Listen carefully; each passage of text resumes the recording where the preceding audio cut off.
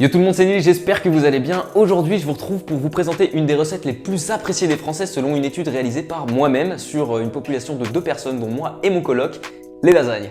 J'en ai vraiment marre. Pour arriver à cette recette, j'ai mangé des lasagnes au moins une fois par jour pendant une semaine. Donc voilà, je peux vous dire qu'après celle-là, je vais pas en manger pendant un moment. C'est parti.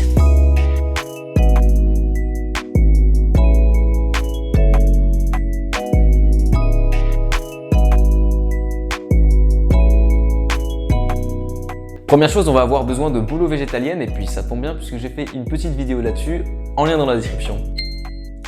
Hop, voilà la bouleau, ça c'est fait, allez. On va préchauffer le four à 210 degrés ou thermostat 7 pour les gens qui ont des fours nuls. Bon, et ensuite on va préparer une béchamel vegan, c'est super simple. Donc on va commencer par mettre l'huile dans la casserole et faire chauffer à feu moyen. On fait chauffer quelques secondes et puis on va rajouter la farine.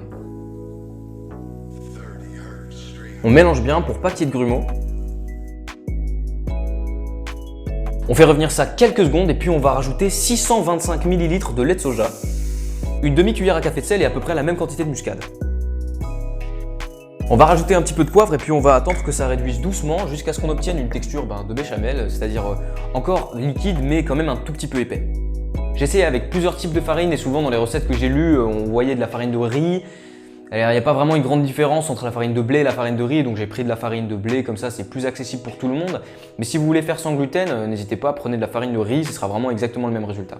Et faites attention à prendre du lait de soja nature, j'insiste vraiment sur ce point parce que je connais des gens qui ont pris du lait de soja sucré pour une béchamel, c'est dégueulasse, c'est absolument pas bon.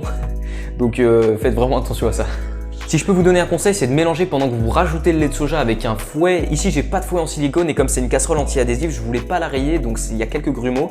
Mais si vous utilisez un fouet, normalement, il n'y aura pas de problème. Voilà, donc sans les grumeaux, ça donne à peu près cette texture-là. C'est assez épais, mais ça reste encore liquide, donc c'est très bien. Donc maintenant, on va passer à la réalisation des lasagnes en soi. Donc on va huiler le plat pour pas que ça accroche. Et puis on va faire 3 couches de bolognaise et de béchamel en finissant par la béchamel et en commençant par la bolognaise pour que ça gratine un peu sur le dessus. Et sur cette dernière couche, on va mettre plus de béchamel que sur les 2 autres couches parce qu'elle sera vraiment plus exposée à la chaleur et donc elle va un peu plus s'évaporer.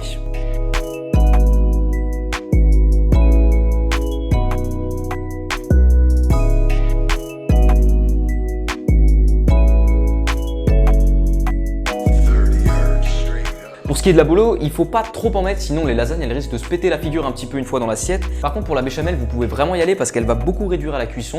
Et puis globalement, dites-vous qu'il n'y aura jamais assez de béchamel. Il faut un petit peu appuyer sur les pâtes à lasagne entre les couches pour pas qu'il y ait d'air.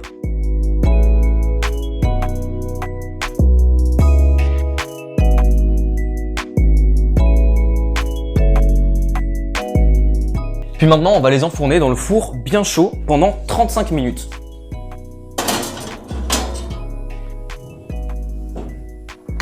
Voilà, les lasagnes, c'est vraiment un plat qui me manquait énormément. Ça m'a fait extrêmement plaisir d'en recuisiner et surtout d'en remanger. Si vous invitez des gens, ce sera le plat parfait. Je suis quasiment certain que ça plaira à absolument tout le monde.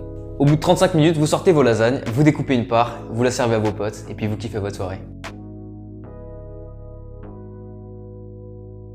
Voilà, c'est tout pour aujourd'hui. J'espère que cette nouvelle recette vous a plu.